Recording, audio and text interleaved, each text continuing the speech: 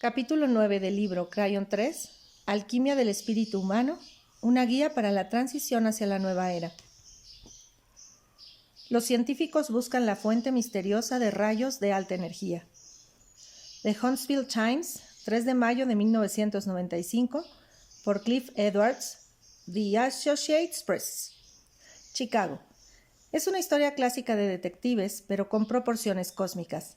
Algo o alguien está ahí fuera, lanzando increíbles partículas energéticas por todo el universo. Científicos e ingenieros se han reunido en Chicago esta semana para desarrollar un plan que les permita detectar la fuente de donde proceden estos rayos cósmicos de energía ultraelevada. Esto es algo totalmente inexplicable, dijo el premio Nobel James Cronin, físico de la Universidad de Chicago. Hemos aprendido mucho sobre el cielo y sobre el cosmos, pero esto es un rompecabezas. Las partículas que alcanzan a la Tierra tienen 100 millones de veces la energía producida por el acelerador de partículas más potente del mundo, situado en el Fermilab en el suburbio de Batavia, en Chicago. Los científicos no conocen ninguna fuente, ni las supernovas, ni los agujeros negros, capaces de producir tales energías. Creen que procede de fuera de la galaxia.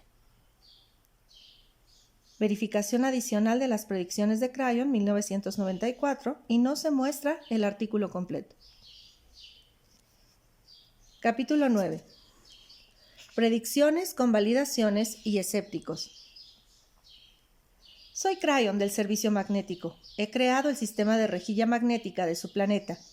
La creación de su sistema de rejilla tardó eones del tiempo de la Tierra en producirse. Fue equilibrado y vuelto a equilibrar para que se adaptara a las vibraciones físicas de su planeta en evolución.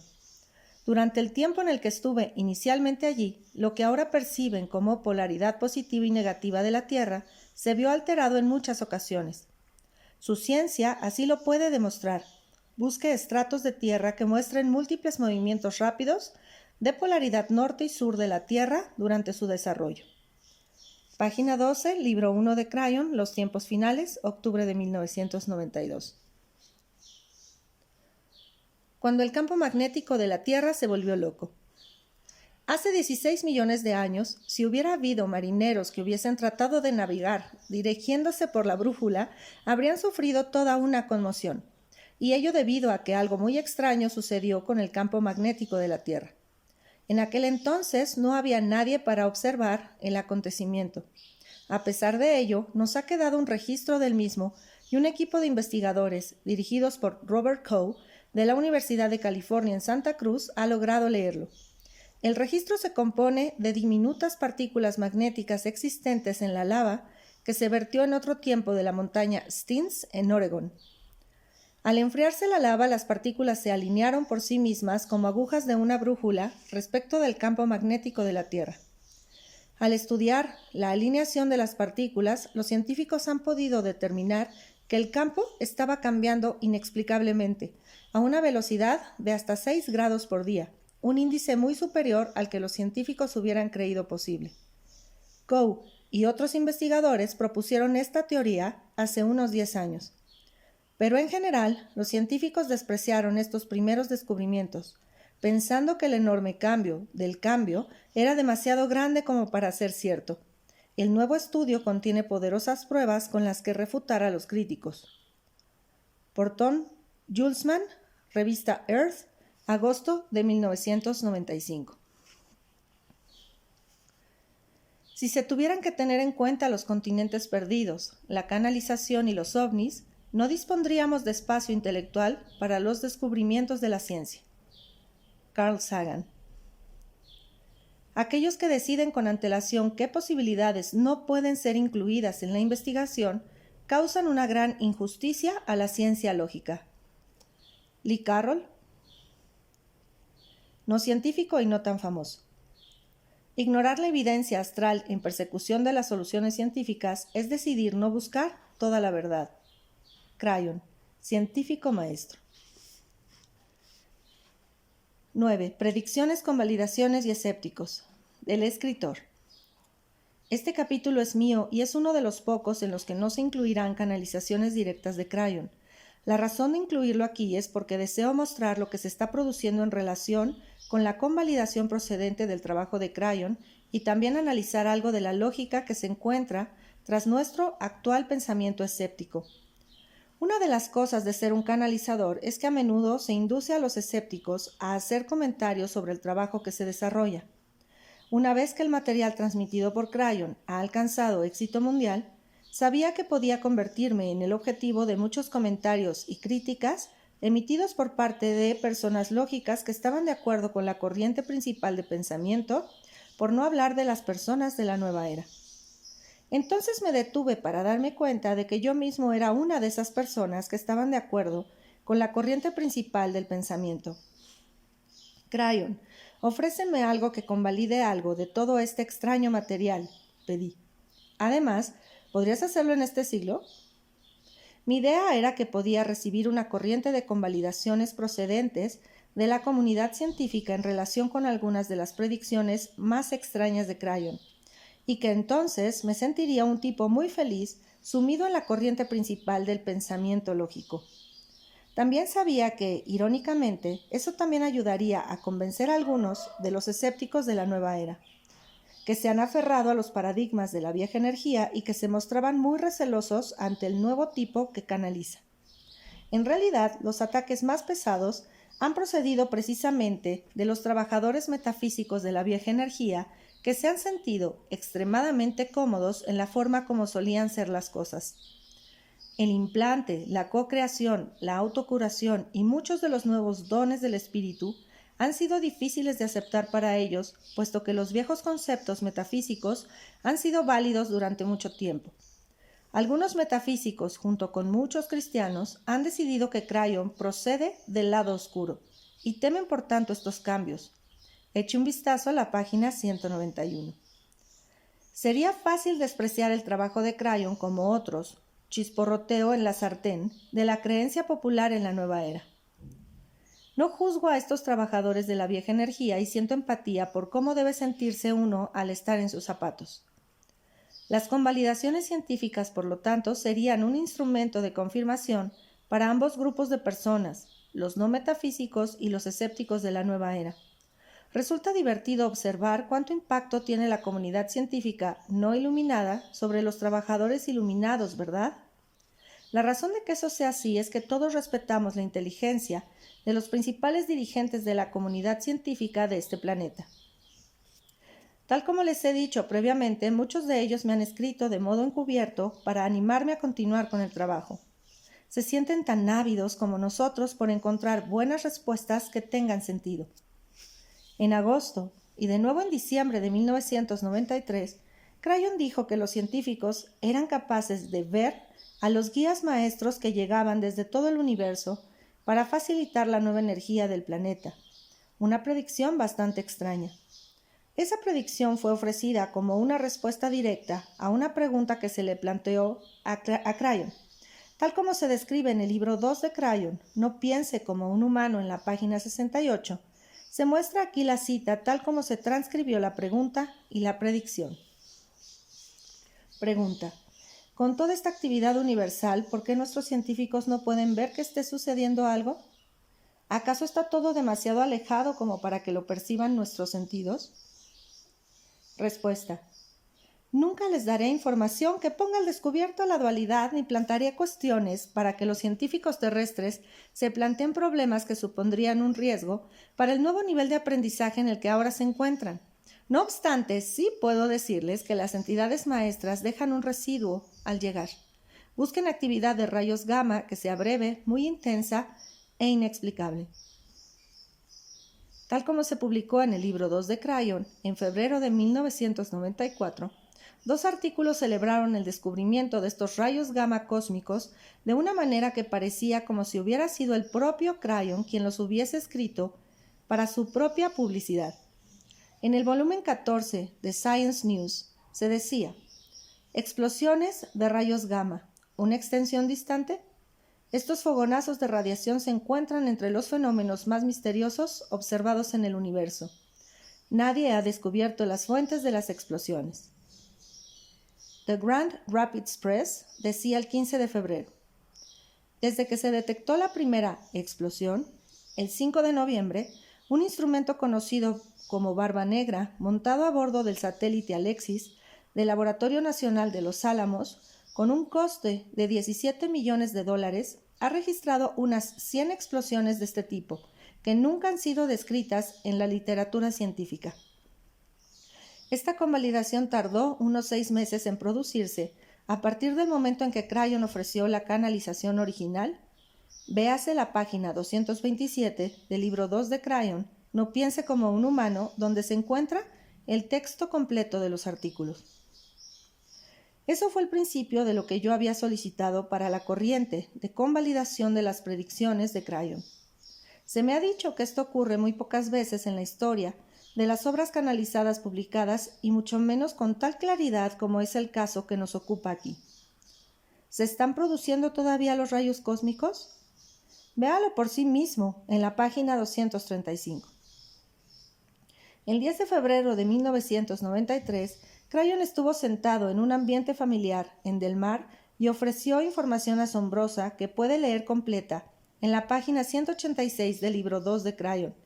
Antes de seguir considerando esta información, deseo relatarles lo muy seriamente que me tomé mi misión de publicar esta obra canalizada. Cuando me siento ante mi techado para canalizar un libro de Crayon, busco una cierta sensación para saber que estoy profundamente sumido en la integridad de la traducción antes de considerar la posibilidad de que usted la lea. Se trata en realidad de un proceso más duro que en la canalización en directo, puesto que en esta última suelo contar con la energía de más de 200 personas que llenan la sala, lo que me permite aportar un vínculo instantáneo para esto. A Crayon le encanta dirigirse a grupos de humanos y la energía siempre salta debido al amor transmitido y al honor que está presente. Tanto si lo creen como si no, Crayon siempre se aproxima a un canal vivo, del mismo modo que un humano acudiría a una reunión con un grupo de personas famosas. Para mí es importante saber que aquello que estoy traduciendo no se vea manchado por algo acerca de lo cual yo mismo me pregunto, o que he postulado dentro de mi propio intelecto, o que no es más que el reflejo de algo que alguien me haya dicho en algún momento pasado durante el transcurso de una conversación intrascendente. Cuando canalizo ante el teclado, dispongo de tiempo para reflexionar sobre esto y examinarlo todo. A veces empleo más tiempo debido precisamente a esto, pero la información es muy limpia y precisa. En la canalización en directo, sin embargo, Crayon sabe que no hay tiempo para pensarlo 2 veces, y por eso suele elegir esos momentos para ofrecer información de valor emocional y revelaciones para nuestro tiempo. Todo eso surge con mucha rapidez y queda grabado para su transcripción. No puedo detenerme a pensar nada y Crayon conoce y respeta mi proceso. En consecuencia, buena parte del material extraño ha procedido del trabajo en directo. Eso sucedió de nuevo en este libro con el canal Sedona que se ofrece en el capítulo siguiente. En esa noche de febrero todo parecía normal cuando empecé la canalización. Estaban presentes los sentimientos de amor y la gente se mostraba respetuosa y receptiva como siempre. Entonces Crayon empezó a narrar su historia acerca de por qué llegó a nuestro sistema solar 3 años antes de mi participación y pasó un tiempo en la zona de la trayectoria orbital que sigue Júpiter alrededor del Sol. Luego empezó a transmitir el mensaje sobre Mirva, la roca de la muerte, que seguía su camino para acabar con la Tierra. Yo tenía el corazón en un puño. Crayon no es en modo alguno un canal tenebroso y de condena. Siempre ofrece amor y honor, y un enfoque de buenas noticias por todo aquello que hemos conseguido para el planeta. Toda su razón para estar aquí es para unir su trabajo con lo que hemos hecho nosotros. Así que cuando inició la transmisión de su mensaje, empecé a preguntarme si acaso habíamos cambiado algo desde la convergencia armónica, algo que tenemos capacidad para hacer. Crayon sabía lo que estaba sucediendo en mi mente, así que me ofreció un increíble guiño de emoción para indicarme que lo que seguía iba a ser una de las mejores noticias que hubiera tenido que traducir nunca. Y tenía razón. Pasó a contar cómo su trabajo en la nueva energía era el de descomponer esta roca espacial que él llamó Mirva en fragmentos, desactivando así su potencial para exterminarnos. Eso fue un fenómeno astronómico similar al acontecimiento Shoemaker Levy 9, pero Crayon dijo que Mirva no era el Shoemaker Levy 9. Evidentemente, Mirva formaba parte del plan de exterminio que todos habíamos acordado en esa gran y elusiva sesión de planificación de la que nos sigue hablando y que no podemos recordar con toda propiedad. Las palabras que empleó Crayon fueron las siguientes: y así puedo ahora estar sentado aquí ante ustedes, en regocijo, pues es un hecho que Mirva, la roca muerta de 1 kilómetro de diámetro, se ha convertido ahora en trozos. Esto no fue nada misterioso, pues hay protocolo y precedente de lo ocurrido con Mirva, ya que sus científicos lo han visto antes. Mi corazón se expandió con la oleada de emoción producida por el mensaje de Crayon, y casi me resultó imposible continuar. En la sala, nadie se dio cuenta de lo que hice esa noche, pues la noticia no se refería a la existencia de una roca en el espacio, sino acerca del increíble trabajo que habíamos hecho nosotros mismos para permitir su destrucción y el honor que nos correspondía por ello. La noticia no era que Crayon hubiera hecho algo, sino que lo habíamos hecho nosotros. Analizando científicamente este mensaje, Crayon estaba diciendo que Mirva se encontraba todavía en la órbita que sigue Júpiter alrededor del Sol. Además, ahora se ha convertido en fragmentos con un escenario similar a lo que vimos con el Shoemaker Levy 9. De hecho, estoy convencido de que pudimos ver el Shoemaker Levy 9 para que pudiéramos comprender de primera mano la clase de proceso natural que puso en marcha Crayon en relación con el Mirva. Si no hubiéramos visto el Shoemaker Levy 9, la descomposición del Mirva no habría sido más que otro misterio insondable para los científicos acerca de cómo Crayon fue capaz de hacer tal cosa. Ahora lo hemos visto en el tiempo real, y es un hecho aceptado que un cometa o asteroide puede descomponerse con las fuerzas gravitacionales naturales, y conseguimos verlo justo en la zona donde Crayon dijo que estaba. Me sentí muy honrado por el hecho de que, 7 meses más tarde, se publicara en el San Jose Mercury News el artículo que se incluye a continuación. Lo tomaron de Reuters, un servicio europeo de noticia. Me sentí honrado porque el momento me permite compartir esto con ustedes en las páginas de este libro y no tener que esperar otro año hasta que se publique el siguiente libro de Crayon. Echen un vistazo a lo que dicen los científicos en el artículo que sigue. Estos son los hechos, punto por punto. 1. Los científicos descubrieron un cometa que seguía una trayectoria que algunos creyeron que sería amenazadora para la Tierra. 2. Una vez descubierto, observaron que se había fragmentado, en 5 trozos, la cifra numerológica del cambio.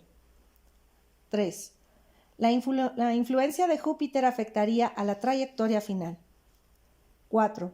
Las trayectorias actuales demuestran que los fragmentos deberían evitar un impacto con la Tierra. ¿Es que acaso fue Crayon el que escribió este artículo? Yo así lo creo. Véase más abajo. No solo fue maravilloso ver una vez más la convalidación de una predicción de Crayon, sino que la simple computación numerológica de Mirva y el nombre científico que se le dio, McHoltz 2, fueron idénticas. En inglés, ambos nombres se descomponen en una numerología simple de 7, que es un número espiritual. El artículo sobre Mirva. San Jose Mercury News, domingo 11 de septiembre de 1944. ¿Destino de la Tierra? Observadores afirman que merecen verse los fragmentos de un cometa recientemente descubierto. Reuters. Londres. Los astrónomos están observando cuidadosamente los fragmentos de un cometa recientemente descubierto que algunos creen que podría ser potencialmente amenazador para la Tierra, informó el Sunday Telegraph de Inglaterra. El nuevo cometa, conocido como McHoltz 2, fue descubierto el pasado mes por un astrónomo estadounidense. El cometa se precipitaba hacia el Sol, pero cuando otros observadores dirigieron sus telescopios hacia el objeto descubrieron que el cometa se había fragmentado, lo mismo que el cometa Shoemaker-Levy 9 que alcanzó a Júpiter en julio. El sábado se habían detectado 5 fragmentos, todos ellos siguiendo una trayectoria que los situaría dentro de la órbita de la Tierra. La información de los observatorios sugiere que si los fragmentos continúan con sus trayectorias actuales, evitarán un impacto con la Tierra. pero los astrónomos dijeron que resultaba extremadamente difícil predecir su comportamiento a largo plazo. Duncan Steele, del Observatorio Anglo-Australiano, comentó al Telegraph que la influencia de Júpiter dominaría su comportamiento orbital. Lo más probable es que Júpiter recoja los objetos y los arroje de nuevo fuera del sistema solar. Por lo que sabemos hasta el momento, no alcanzarán a la Tierra en los próximos 100 años, dijo, aunque añadió, no obstante podríamos estar equivocados. Podría suceder en las próximas décadas. Lo que necesitamos son más observaciones a fin de que nos sea posible calcular una órbita con mayor exactitud. Computadoras. Ahora quisiera mencionar algunas de las cosas que Crayon nos ofreció específicamente en el capítulo sobre ciencia del libro 2 y que han empezado a aparecer. En ese capítulo se planteaban varias preguntas que produjeron respuestas que fueron ofrecidas por Crayon. No las cuento como predicciones, sino más bien como consejos cósmicos de simple sentido común, cuyo momento ha llegado. No obstante, es notable el hecho de que apenas un año después de la canalización, algunas de esas cosas aparezcan en las noticias. En la página 220 del libro 2 se le preguntó a Crayon acerca de las computadoras. Se incluye aquí ese texto como referencia. Fue canalizado en julio de 1994. Pregunta: me intereso por las computadoras. ¿Hacia dónde va esta tecnología? ¿Seguimos el camino correcto al crear máquinas que nos ayuden? ¿Son peligrosas las computadoras? Respuesta: en relación con la tecnología de las computadoras, están pasando por alto el aspecto más evidente imaginable, puesto que ven en funcionamiento la computadora más extraordinaria que existe sobre la Tierra, que actúa en los seres biológicos que les rodean. ¿Por qué no se limitan a imitarla? La máquina computadora electroquímica es la forma de actuar del universo. Es la forma en que actúa su propia biología y su propio cerebro. ¿Cuándo empezarán a investigar la combinación de las dos? No leo con regularidad las revistas científicas, por lo que es habitual que los lectores me envíen artículos en los que han observado las proyecciones de Crayon. Así sucedió en el caso del artículo sobre el MIRVA y también con el que se incluye a continuación. En marzo de 1995 se publicó el siguiente artículo en Scientific American. Scientific American, marzo de 1995. Computadoras basadas en proteínas. Los instrumentos fabricados a partir de moléculas biológicas prometen un tamaño compacto y una más rápida capacidad de almacenamiento de datos. Se prestan bien para ser usados en computadoras de procesado paralelo, memorias tridimensionales y redes neurales. Por Robert R. Birch. La supercomputadora más avanzada del mundo no necesita de ningún chip semiconductor. El cerebro humano se compone de moléculas orgánicas que se combinan para formar una red altamente sofisticada, capaz de calcular, percibir, manipular, autorrepararse, pensar y sentir. Cierto que las computadoras digitales pueden realizar cálculos con mucha mayor rapidez y exactitud que los humanos, pero hasta los organismos simples son superiores a las computadoras en los otros 5 dominios.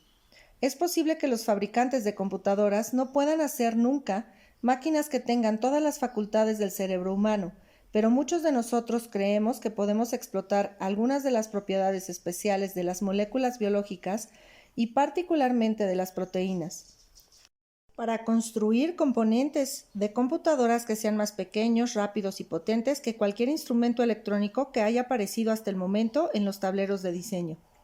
Aunque en el mercado no existen todavía componentes de computadoras hechos entera o parcialmente de proteínas, los actuales esfuerzos internacionales de investigación están logrando progresos excitantes. Parece razonable predecir que la tecnología híbrida que combine los chips semiconductores y las moléculas biológicas pasará del ámbito de la ciencia ficción al de la aplicación comercial dentro de relativamente poco tiempo.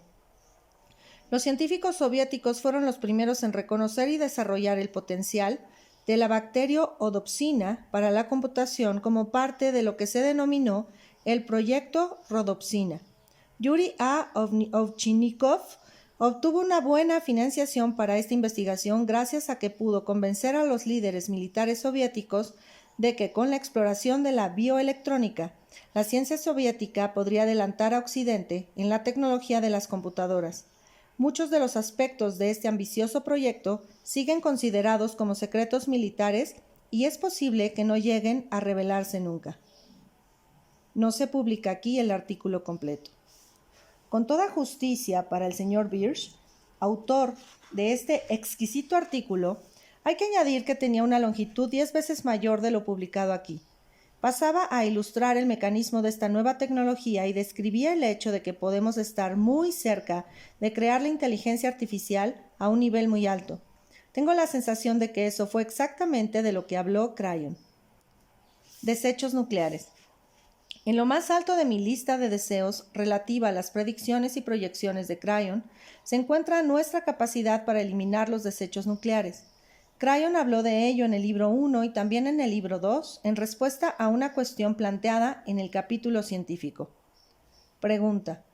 En los escritos anteriores dijo que nuestros desechos nucleares constituían uno de los principales peligros que arrastrábamos ahora. Esos desechos parecen indestructibles y volátiles para siempre. ¿Qué podemos hacer al respecto? Respuesta. La verdadera respuesta debería ser evidente. Esos desechos se tienen que neutralizar. Ya he hablado de esto en canalizaciones anteriores, pero ahora ampliaré la información. Hay muchas formas de neutralizar estos desechos, pero la única que se encuentra actualmente al alcance de su tecnología es bastante simple y pueden disponer de ella. Deberían atender inmediatamente a la biología de la Tierra. Busquen los microorganismos que ya conocen y que son capaces de devorar estas sustancias activas y hacerlas inofensivas. Desarróllenlos utilizando su ciencia para aumentar su número y eficiencia y dejen luego que devoren sus desechos. Tengo la satisfacción de informar que se está trabajando actualmente en esta solución aparentemente milagrosa para los desechos de la Tierra, y se hace exactamente de esa forma. Por lo que tengo entendido, hay varias compañías activas de tecnología de punta que están desarrollando microorganismos para que se ocupen de todo tipo de desechos sobre el planeta. A esta tecnología la denominan bioreparación. Básicamente se trata de reconvertir las sustancias tóxicas contaminadas mediante el empleo de microbios específicamente cultivados, utilizados con oxígeno. Esto ya ha tenido como resultado el reconvertir un terreno contaminado como consecuencia del fuerte maltrato de la tierra en un terreno fértil sin producir por ello efectos residuales químicos peligrosos. Y, a propósito, algunos de ustedes se mostraron interesados por saber cuál era la ciudad cuyo nombre empezaba por H, de la que habló Crayon en el libro 2. Esa ciudad fue citada por Crayon como el principal lugar para una inestabilidad potencial de los desechos nucleares. Con posterioridad a la publicación del libro 2, creemos haber identificado esa ciudad en la zona noroccidental de Estados Unidos. Se trata de Hanford, en el estado de Washington. El cinturón de fotones. El libro Se está convirtiendo en un humano galáctico, de Virginia Sen y Sheldon Needle, estuvo en las listas de bestsellers de los distribuidores durante varios meses y en el momento de escribir este libro todavía lo está. Merece haber alcanzado ese puesto, pues se trata verdaderamente de un extraordinario trabajo canalizado. En todos los seminarios que celebramos aconsejamos que todo aquel que esté interesado lea ese libro. En nuestros seminarios también hemos hablado punto por punto del tema del que trata el libro. Tengo la sensación de que existen muchas cosas en común entre el material de Crayon y el trabajo de Sheldon. 1. Galáctico humano. Habla de un grupo que llega para preparar las rejillas, los señores del tiempo. Estoy convencido de que se trata del grupo de Crayon. 2. No prevé un cambio polar físico de la Tierra, el mensaje básico de Crayon. 3. Ambos libros hablan de un camino completamente nuevo para el planeta. 4. Ambos libros nos advierten de que no debemos confiar en lo que nos dice Z. 5. En el Galáctico humano se mencionan incluso los rayos gamma, que en el libro 2 de Crayon han sido convalidados por la ciencia. 6. Al margen del potencial de cosas aterradoras en el futuro, Sheldon y Virginia tratan la información básicamente como buenas noticias para todos nosotros. Sigue existiendo el hecho, sin embargo, de que Crayon no ha mencionado nunca el cinturón de fotones o los prolongados escenarios día-noche que, según el GH, se avecinan muy pronto. Crayon también dice que las rejillas son vitales para nosotros y el GH dice que se las están llevando, aunque mientras eso sucede están siendo sustituidas por una burbuja de protección. Crayon también dice únicamente cosas positivas sobre los pleiadianos, mientras que en el GH se publican algunas noticias negativas sobre ellos. Deseaba saber cómo responder a tal información aterradora, así que pensé que se lo preguntaría a Crayon. Así se inicia ese escenario tan familiar en el que le pregunto a Crayon algo específico y potente y no sucede nada, el tratamiento del silencio. Eso solía molestarme, pero ahora comprendo el funcionamiento del espíritu cuando no recibo ninguna respuesta.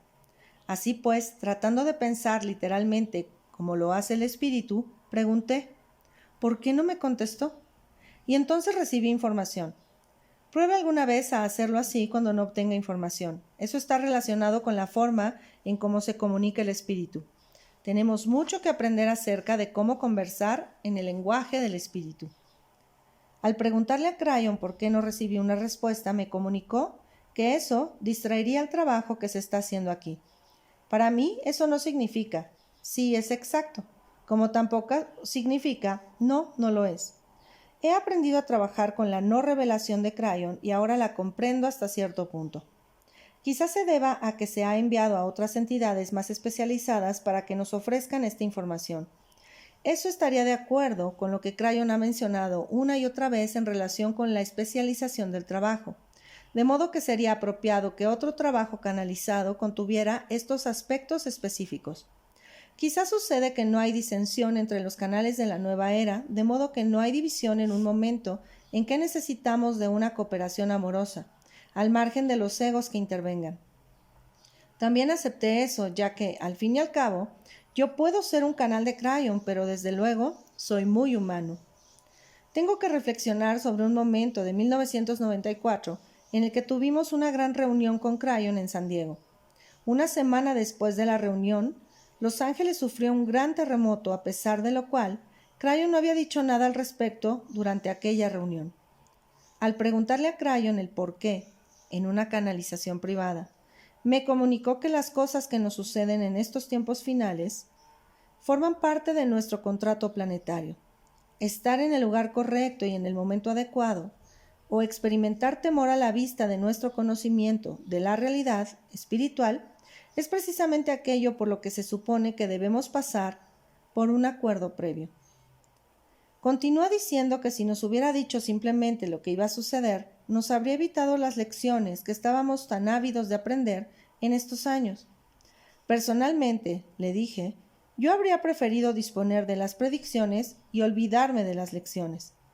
Hubo un cierto humor cósmico en mi reacción, pero me di cuenta verdaderamente de toda la seriedad implicada en lo que él me estaba diciendo. Hemos venido a vivir ahora para experimentar estos tiempos finales y todos los atributos que conlleva el pellizco del planeta como preparación para nuestro nuevo lugar de conciencia y para nuestra nueva situación en la galaxia. El maestro magnético no está aquí para susurrarnos al oído exactamente cuándo van a suceder cosas que nos produzcan miedo. Ha venido para ofrecernos información acerca de las nuevas herramientas de que disponemos para que esas cosas que nos dan miedo sean pacíficas. Tampoco creo que Sheldon y Virginia estén aquí para predecir la condena de los tiempos finales. Están aquí con información importante que es valiosa. Tengo la sensación de que el tema no es el horario del cinturón de fotones, que es variable a medida que creamos el futuro del planeta. El momento no encaja exactamente en el molde que se nos ha indicado, aunque eso no disminuye la importancia del trabajo expuesto en el GH. Mi postura como canal de Crayon es la siguiente. Si los atributos canalizados del cinturón de fotones están en el programa, lo sabremos dentro de 1 año y medio. Eso no afectará el proceso del implante, a la autocapacitación humana o a nuestros nuevos dones, tal como han sido canalizados por Crayon. Crayon trata específicamente con los corazones individuales y con las mentes de los humanos, aunque parece ser más un tipo planetario. A estas alturas ya sé que está mucho más preocupado por el individuo que por ninguna otra cosa.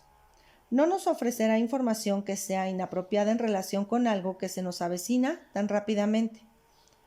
En consecuencia, le digo a la gente que esté tranquila, tanto con la información que nos ofrece Crayon como con la relativa al cinturón de fotones. Todo esto es preconocimiento y, por tanto, no tendremos ningún temor a ello. La obra de Crayon no queda invalidada por la obra de Sheldon y Virginia, o viceversa. Es por esta razón por la que recomiendo activamente el GH en todos los seminarios. No es el momento para que los canales se contradigan entre sí. Es un momento de prueba de la sublimación del ego y de la apertura del espíritu. Doy la bienvenida a la información de Sheldon y Virginia porque respeto la fuente. El hecho de que Crayon no la haya verificado no anula su validez para mí, y yo soy el canal de Crayon. Creo que deberíamos estar tranquilos con toda esta información y confiar en nuestra intuición espiritual acerca de estas cosas. En el GH, el espíritu ha garantizado un gran don de preconocimiento en relación con algunas cosas potencialmente aterradoras. Si algunas de ellas no suceden, porque somos capaces de cambiar nuestro futuro para dirigirlo de tal forma que las eviten, entonces que así sea. Si algunas de ellas suceden, podemos colocarnos entonces en una posición de amor y autoridad y calmar a aquellos que nos rodean, gracias a nuestro conocimiento y al conocimiento ofrecido con amor a través de la obra de Sheldon y Virginia. Lo importante del mensaje del GH y de Crayon es que nuestros cambios en la Tierra y nuestra posición en la galaxia constituyen una buena noticia para el planeta, y eso es suficientemente bueno para mí. Lógica escéptica. Deseo prestar ahora cierta atención a un tema que me ha desconcertado durante algún tiempo. Se refiere a la falta aparente de una buena lógica inteligente relativa a cualquier enfoque escéptico de lo paranormal y de lo metafísico. Casi todos ustedes saben a estas alturas que yo mismo me considero un escéptico. Lo sigo siendo y, sin embargo, el enfoque que adopto con respecto a casi cualquier rompecabezas es muy diferente al que adoptan la mayoría de expertos a los que he observado. Si alguien apareciera de repente ante la puerta de mi casa y actuara de una forma excitada, afirmando que acaba de ver a 18 hombres de color púrpura y de apenas 1,20 m de altura, saliendo de un platillo volante en el campo situado justo enfrente, y todos ellos tuvieran exactamente el mismo aspecto que Elvis, bueno, me mostraría escéptico, por no decir otra cosa. Pero mi verdadera función cerebral me diría: muchacho, esto parece una estupidez, pero creo que iré a comprobarlo por mí mismo. Supongan que el tipo en cuestión me lleva al lugar donde afirma haber visto todo esto. Miro a mi alrededor y no encuentro absolutamente nada. El platillo volante no ha dejado ninguna huella allí donde ha aterrizado. Tampoco observo pequeñas huellas de las pisadas de los Elvis y, lo más importante de todo, no hay ningún otro testigo de lo supuestamente acaecido. Entonces, mi cerebro me diría: creo que este tipo está loco, y regresaré a mi casa para ver la serie Expediente X. Sin embargo, si más tarde descubriera que en ese mismo momento otras muchas personas no relacionadas entre sí habrían visto la misma cosa en muchos otros campos, me sentiría realmente interesado. En ese momento, mi cerebro me diría probablemente: el factor de correlación de este acontecimiento tan extraño resulta demasiado grande como para ignorarlo, así que investigaré. Mi factor de creencia aumentaría de un modo considerable y desearía mucho echarle un buen vistazo a esta clase de fenómenos. Siempre he enfocado los acertijos lógicos de este modo. Aquellos que deciden con antelación qué posibilidades no pueden incluirse en la investigación le hacen una tremenda injusticia a la ciencia lógica. Lo que quiero decir aquí es que estoy convencido de que es necesario que la lógica permanezca abierta a todas las posibilidades, por extrañas que puedan parecernos, sobre todo si se encuentran pruebas que la corroboren, como por ejemplo múltiples testigos. Desgraciadamente, muchos de los escépticos que ocupan en estos tiempos posiciones de vanguardia han decidido con antelación que cualquier investigación debe encajar dentro de los parámetros siguientes. El poder psíquico no existe, puesto que no podemos medirlo. Los platillos volantes no existen, puesto que no se ha presentado ninguna prueba de su existencia. En la ciencia no hay lugar alguno para la religión, puesto que ahora todos sabemos mejor las cosas, ¿no es así? Al meter las narices en lo paranormal, los científicos se hacen guiños los unos a los otros al descartar totalmente cualquier posibilidad de que la ciencia real se meta a investigar seriamente toda esa cuestión. Crayon dice que ignorar la evidencia astral en la persecución de las soluciones científicas equivale a decidir el no buscar la verdad. En mi opinión, un verdadero científico tratará de separar lo real de lo irreal y enfrascarse en aquellas cosas que muestren verdaderos factores de correlación que no puedan ser ignorados. Quizá al separar las visiones de los Elvis de las experiencias cercanas a la muerte sea algo difícil para el científico serio. Para ellos, ambas cosas son demasiado fantasmagóricas y, en consecuencia, se las echa en el mismo saco y se les considera como la misma clase de acontecimiento. Para mí, y a partir de lo que he investigado, una cosa no es más que simple diversión, mientras que la otra es muy real y tiene atributos científicos.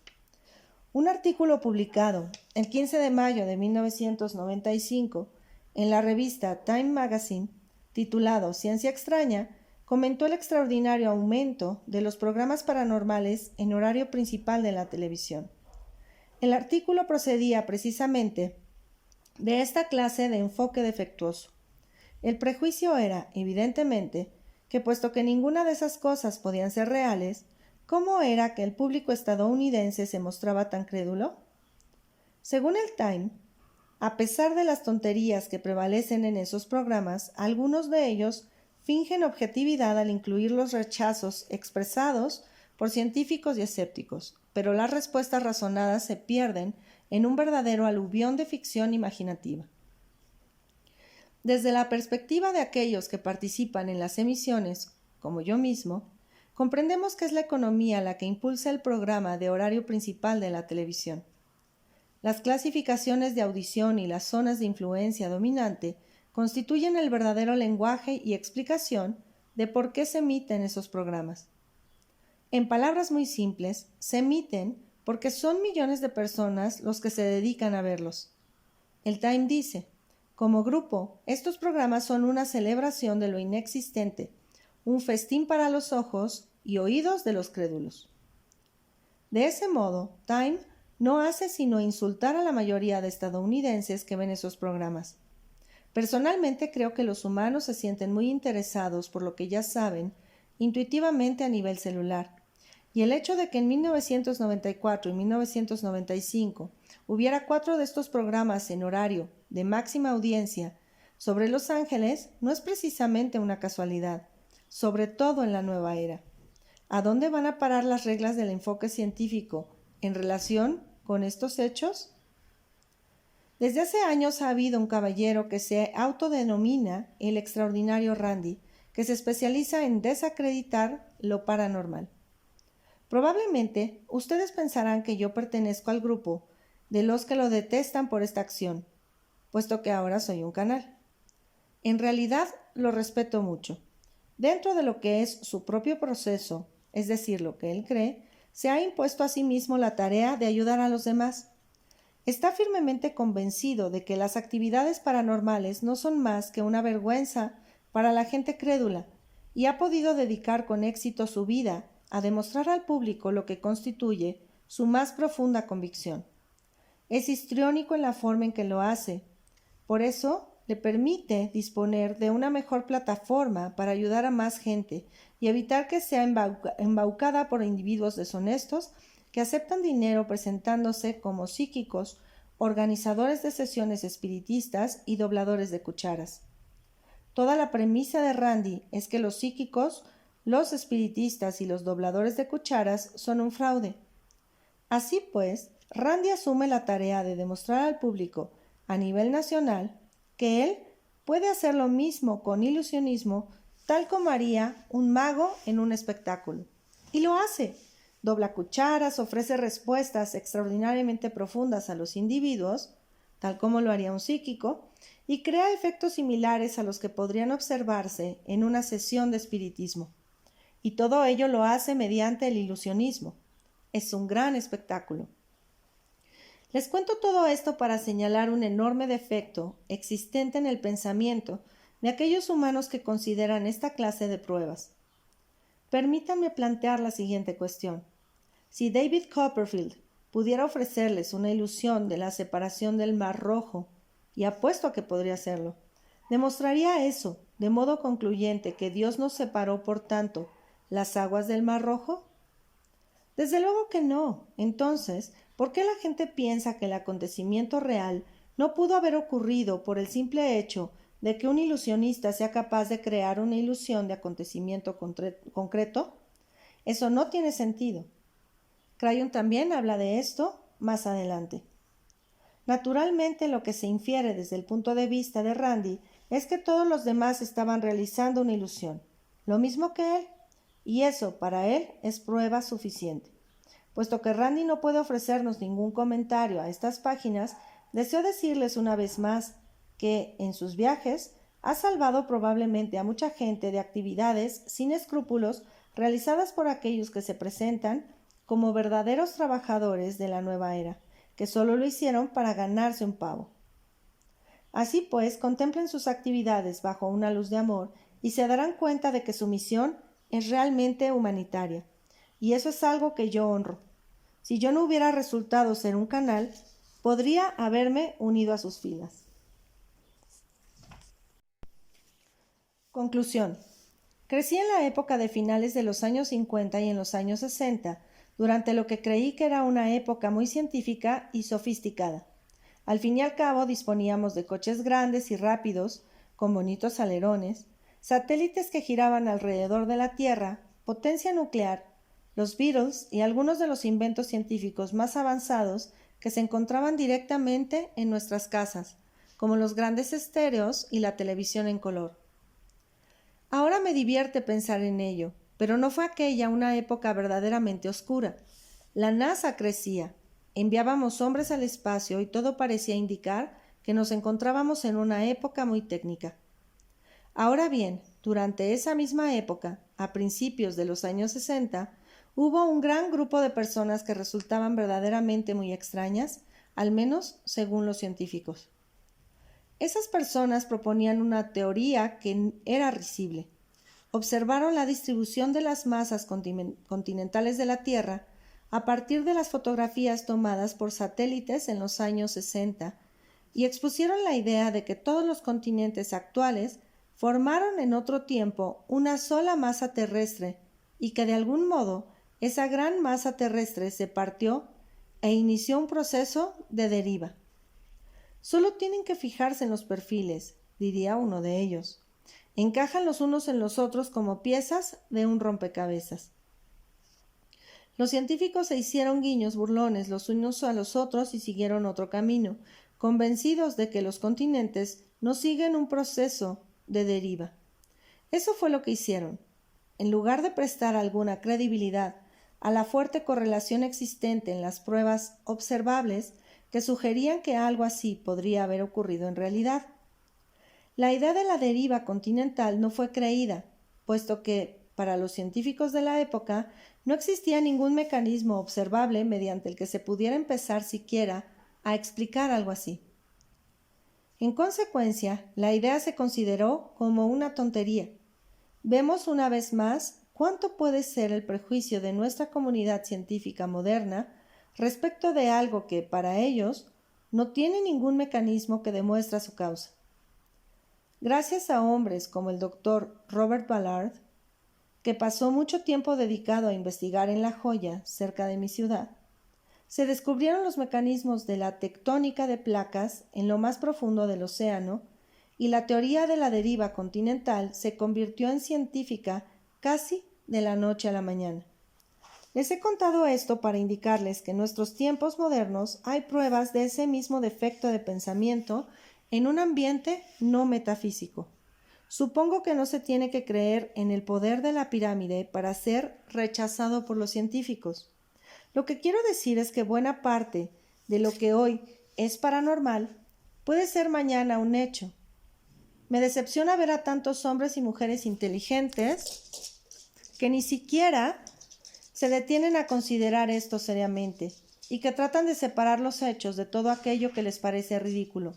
Solo se necesitaría que unos cuantos de ellos se adelantaran y dijeran: realmente parece estúpido, pero somos científicos, y si hacemos honor al método científico, deberíamos considerar todas aquellas cosas que muestren atributos observables correlacionados, por muy extraños que nos puedan parecer. Si Crayon tiene razón, eso tendría como resultado una investigación de toda la verdad. ¿Acaso ese objetivo no está en concordancia con toda la idea de la investigación científica que se desarrolla en el planeta? Lee Carroll. Busca ahora el capítulo 10, Ciencia. Mi nombre es Aimé Flores Barbará. Gracias por escuchar.